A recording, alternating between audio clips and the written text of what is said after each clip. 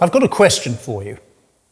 At what point would you decide to abort a critical activity, and what would cause you to do that? The team involved in a routine activity are soon going to be faced with that very question. Their answer will have disastrous consequences. The task is to perform a tightness test. The pipe in question is highlighted in red. It's made of glass reinforced epoxy, or GRE. The line has already been strength tested.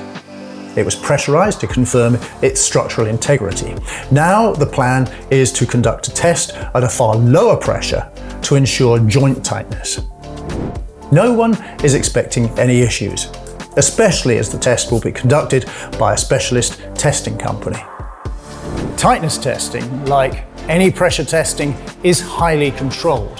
There are strict procedures to follow. The steps required to plan, prepare, and execute a test are set in stone. There's no room for flexibility. As is the standard operating practice, a temporary overpressure protection device, or OPPD, has been installed, along with a number of pressure safety valves. This is all done according to the plan or test pack developed by the testing specialists' engineering team. So far, so good. We're using a specialist company, industry standard safety procedures and safety overpressure systems, and the area is barricaded off to keep people out. What can go wrong?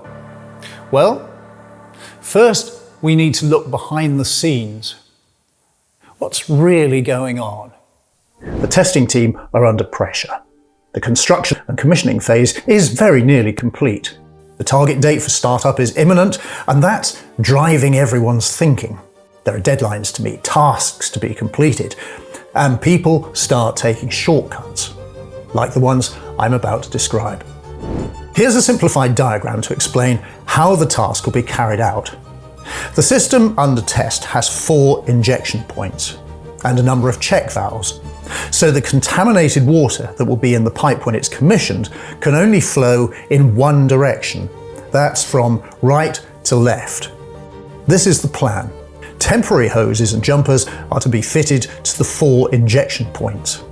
Gauges and pressure safety valves are to be fitted in 2 places, along with the overpressure protection device. But the team decide to arrange the hoses differently, even though they're not authorized to do this. Soon after starting pressurization, the pressure safety valve PSV1 activates. This incident is not reported and the work is not stopped. Instead, the team decide to continue. They conclude PSV1 is slowing the rate, pressure is being applied to the pipework, so they moved the valve downstream of PSV2. Now the team have made several changes to the test pack without authorization. One of these is to prove catastrophic. Remember that series of check valves? Effectively, they split the system into sections. Because the team have changed the layout of the hoses, combined with a weakness in the design of the test, the section of pipe on the left is no longer fully protected by the safety overpressure systems. What's more, unknown to the team, one of the temporary valves controlling the flow of nitrogen into the pipe for the test is faulty. It appears to be open. In fact, it is closed. During the test, the whole flow of nitrogen will now go into the smaller left-hand section at nearly 3 times the pressure the pipe was designed for. The team can only see the supply pressure, not the resulting pressure in the pipe itself. The test results in a catastrophic failure of the shorter, unprotected section of pipe, which ruptures in multiple places. Debris flies outside the barricaded area. Luckily, no one is injured. Although not direct factors in this incident, the investigation identified several other unsafe conditions and behaviours.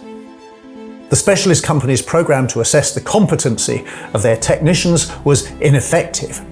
Temporary valves were damaged or missing their handles, so the team could not immediately see whether they were closed or open. Some valves which should have been open as they led to system overpressure safety systems, were closed. When the line walker noticed this, he was put under pressure to record them as open, as the leak test coordinator did not think they were relevant to the test. Line walks and checklists were not properly completed. Also, the test was started without the correct level of authorization. The key learnings from this incident are: first, the temporary pressure testing equipment and its setup must be part of the overall test pack design and subject to the same inspections and line checks as the system that's being tested. Second, safety overpressure devices must be in place to protect all sections of the system being tested. Third, you must not rely on specialist contractors without confirming the competencies of all involved and how their people are supervised. And finally, above all, the test pack must be robust and it must be followed. You must not let time pressures override a culture of safety first. So, going back to my question at the start of this video, at what point would you have stopped the job?